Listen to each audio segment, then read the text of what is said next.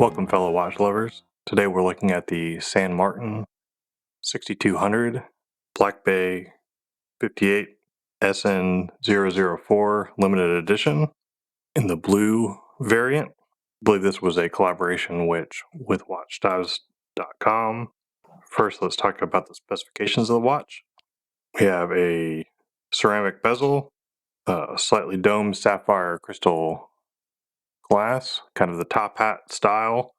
The watch does have some clear AR coating on it. We have aluminum hands and indices, which I believe are filled with BGW9 instead of the C3 Luminova that's specified on the website. And the reason why I make this assumption, the lume looks much more blue than it does green to me. We have a printed Stan Martin logo on the dial and automatic 200 meters equals 600 feet. The indices are all applied and finished to a very high standard. The case is primarily brushed. We have brushing on the top of the lugs. We have brushing on the side of the case. Bevel is a combination of brushed and polished. It's polished on the outer part. There is polishing on the side of the bracelet, and there's polishing on the side of the bracelet chamfer, and as well as on the chamfer on the case is also polished. We have a San Martin milled clasp.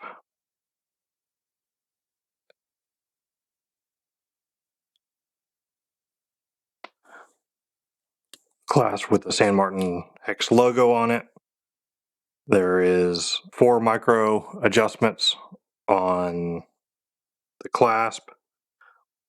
There is no additional diver's extension or anything of that nature. The clasp is done to a very high tolerances and feels solid. The back of the case is very plain. There's no printing. We can see here the S on the crown, which is different than the logo that's on the dial, as well as on the clasp. I know this is a point of contention for a number of people when it comes to San Martin watches in terms of handling the consistency, but honestly, not something you really see that often and distinct, and doesn't really bother me that much. Sure, it'd be nice to have the matching logos, but certainly not a deal breaker when everything else is kind of right on this piece. You can see the alignment of the pip and the indices are done to a very high standard. They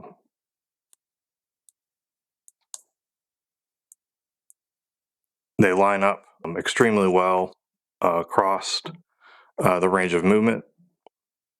We can take a look at the bevel action here. There is no back play, side-to-side play at all. It's 120 clicks.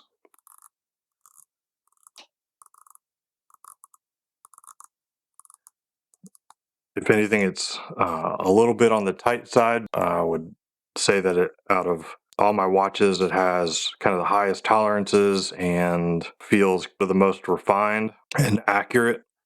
The color matching between the ceramic bezel insert and the dial itself are well matched, something that a number of people complain about on an actual Black Bay 58. I also appreciate the symmetrical dial with no date.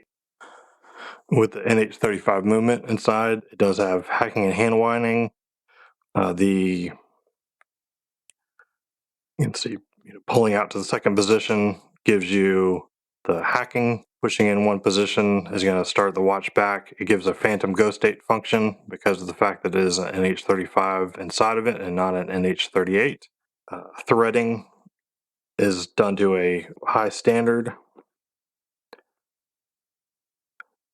My only potential criticism here is the fact that the crown is a little bit on the small side. I think it looks fine proportionally to the watch, In actual use, you do have to kind of get your fingers in there because the crown itself is not very wide. I do appreciate the gear tooth style sides of the bezel. I think it gives a little bit more of a tool watch look to it, a little bit more refined and dressy looking variation that you would have on an actual black BB58. It also gives a little bit of a grip to it, which I appreciate, especially with this bezel as it has such tight tolerances.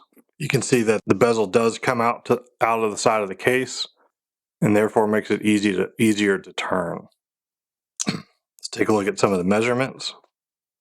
You can see that it is about 39 millimeters, including the bezel, but not including the crown. Measure the lug to lug to be around 45 millimeters. The thickness of the piece around 13.32 millimeters or so. It's ready for about your 20 millimeter straps. Tapers down to 16 millimeters and then back up to 18.37, not including the pushers. Now, weighing the piece, I only took off one link and weighs in at 139 grams. And that brings me to one point about the bracelet. I have a 7.5-inch wrist and was only able to remove one link, and then I have it on second to the last hole here. So if you have a large wrist, say 8 inches, then you may be looking at needing an additional link that the watch did not come with, potentially, depending on how loose or tight you wear your watch. I wanted to give some side-to-side comparisons in terms of size.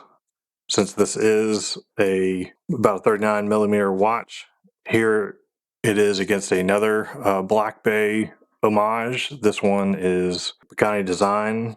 You can see a pretty massive difference in size. Obviously, the Pagani design is more along the heritage line with the 42 millimeter case and much thicker in size and diameter on the dial.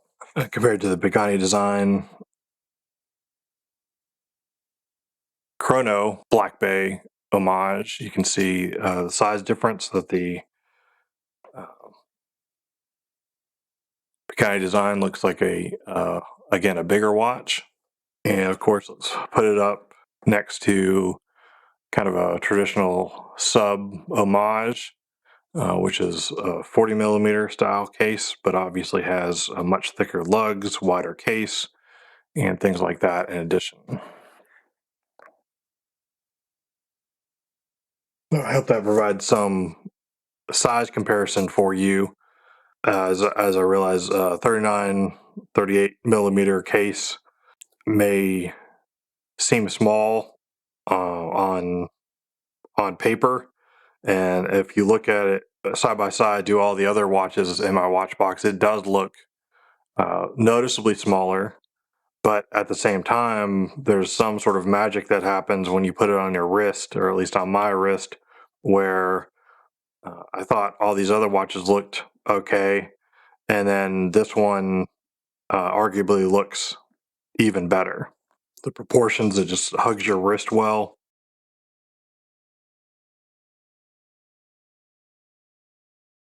Let's talk about the bracelet for a minute. They're obviously using the same metal, the 316L stainless steel, but it's their attention to finishing and tolerances that really raise the bar at this type of price level. You will see gaps between the bracelet pieces, but they are put together in such a way that it doesn't cause as much drooping down this way when you're holding the watch like this, and it doesn't make as much noise. The kind of the jangly effect that you'll get on a number of budget watches. The brush polishing is fine and consistent across I would say a little bit better than what you're gonna see with many other budget brands. How much that stands out to you is kind of depend on your eye for detail and things of that nature. But to me, the main standout is really the tolerances when the piece was put together, so that the links move freely, but they're not causing a lot of like noise issues as you move it around compared to a number of other brands. So now for some of my thoughts on the watch. This is a watch that I've been looking for, frankly, before it was even announced for release. When San Martin originally released their blue SN004 Black Bay homage that's a little bit larger in size, kind of that 40 millimeter case, has the Black Bay style coin bezeled edges, had the riveted bracelet. It was a piece that I was very interested in. Drawbacks to me were I actually prefer having NH35 movement instead of the PT5000, and this watch solved that. I also like having the option for the non-riveted bracelet, though I have no problem with riveted bracelets. I just slightly prefer this. Having the brushed casing on this is another improvement to me over even a actual Black Bay 58.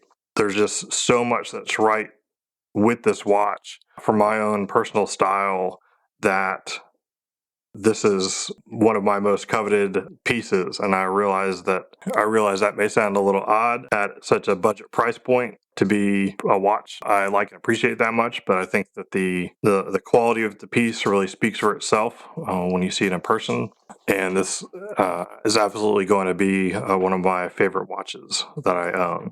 So I can't help but give this watch my highest recommendation at its price point, assuming that the style and case size fit your wrist. You'll certainly be pleased with the quality of the construction as well as the attention to detail that went into making and producing this watch. Hope you find this content useful, and please like and subscribe.